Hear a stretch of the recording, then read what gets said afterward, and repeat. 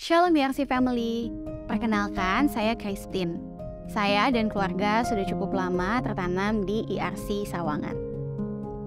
Saya ada sebagaimana saya ada hari ini karena anugerah Tuhan dan juga karena iman kedua orang tua saya.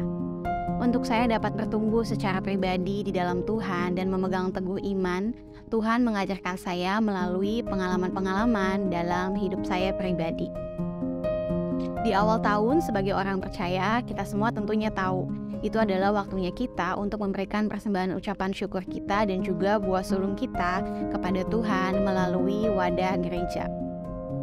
Tapi sebagai seorang muda, tentunya saya bingung, saya juga khawatir bagaimana caranya saya bisa mampu memberikan apa yang menjadi hak saya di awal tahun kepada Tuhan. Sementara saya masih memiliki kewajiban untuk mensupport kedua orang tua saya, dan saya juga sedang melanjutkan studi saya. Tuhan tahu banget saya ragu, bimbang, dan takut. Tuhan menyatakan dan mengingatkan janjinya melalui orang-orang terdekat saya. Salah satunya melalui pemimpin DRP 232 saya yang membekali kami semua dengan janji Tuhan yang tertulis di Yehezkiel 36 ayat 25-28. Ayat ini saya tulis dalam buku pribadi saya. Ayatnya berbunyi demikian. Aku akan mencurahkan kepadamu air jernih yang akan mentahirkan kamu dari segala kenajisanmu dan dari semua berhala-berhalamu. Aku akan mentahirkan kamu. Kamu akan kuberikan hati yang baru dan roh yang baru di dalam batinmu. Dan aku akan menjauhkan dari tubuhmu hati yang keras dan kuberikan kepadamu hati yang taat. Rohku akan kuberikan diam di dalam batinmu dan aku akan membuat kamu hidup menurut segala ketetapanku dan tetap berpegang pada peraturan-peraturanku dan melakukannya. Dan kamu akan diam di dalam negeri yang telah kuberikan kepada nenek moyangmu, dan kamu akan menjadi umatku dan aku akan menjadi Allahmu.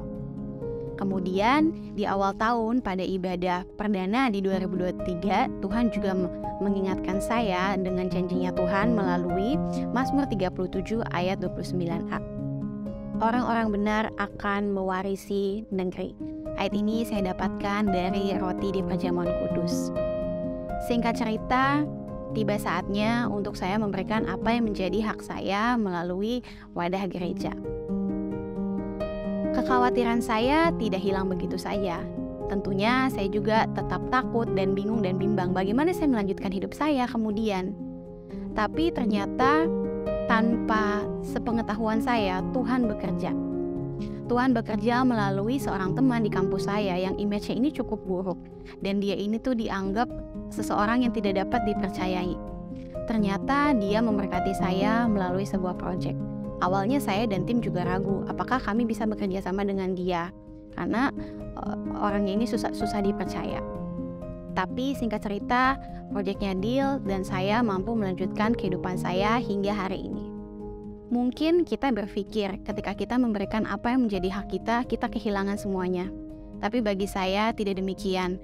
Karena saya merasa bahwa gereja ini juga sudah melakukan banyak hal bagi kehidupan saya dan keluarga. Saya bisa belajar banyak hal dan saya bisa ada sebagaimana saya hari ini juga karena platform yang ada di gereja ini, karena wadah dan karena komunitas yang ada di gereja ini.